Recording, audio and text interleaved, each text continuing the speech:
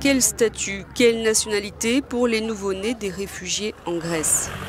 C'est un véritable casse-tête juridique que posent ces enfants nés dans les camps d'accueil en Grèce. Le Haut Commissariat aux réfugiés s'alarme de voir augmenter drastiquement le nombre d'apatrides si les règles d'enregistrement de ces enfants ne sont pas suivies à la lettre. Et cela se fait en plusieurs étapes, mais les parents ne le savent pas toujours, d'autant plus que les documents remis sont en grec. Normalement, les hôpitaux ou les camps officiels du gouvernement délivrent un certificat de naissance temporaire pour chaque enfant.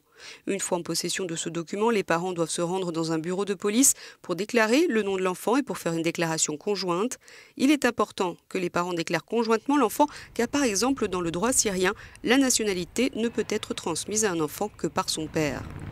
Selon la loi grecque, l'enfant né en Grèce bien enregistré, qui a suivi sa scolarité, pourra demander la nationalité grecque à ses 18 ans s'il remplit toute une série de conditions. Ici, dans le camp de réfugiés de Ritsona, vivent environ 570 personnes. Hanan, mère de 4 enfants, âgée de 12 ans à 4 mois, était enceinte en arrivant. Elle a donné naissance à un petit Ahmad en juin dernier. Cette vie est très difficile, dit-elle, mais en Syrie, c'était aussi très difficile. J'ai fui la guerre. Je voulais seulement quitter la guerre pour trouver un endroit sûr.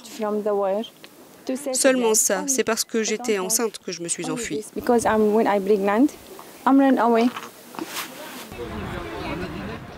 Si l'enfant né en Grèce a de la chance, il aura la nationalité grecque en même temps que ses parents, qui auront obtenu le statut officiel de réfugié et pourront prétendre à la nationalité grecque. Cela pourra prendre des années, entre 5 et 15 ans, un parcours du combattant qui ne fait que commencer, notamment pour Hala, réfugiée syrienne qui a fui avec son mari et son fils de 5 ans et qui a donné naissance à cette petite fille, Farah, sur le sol grec. J'espère qu'en grandissant, dit-elle, elle fera des études et aura une éducation. Ce serait bien. Je suis comme toutes les mères, j'espère qu'elle ne manquera de rien dans sa vie.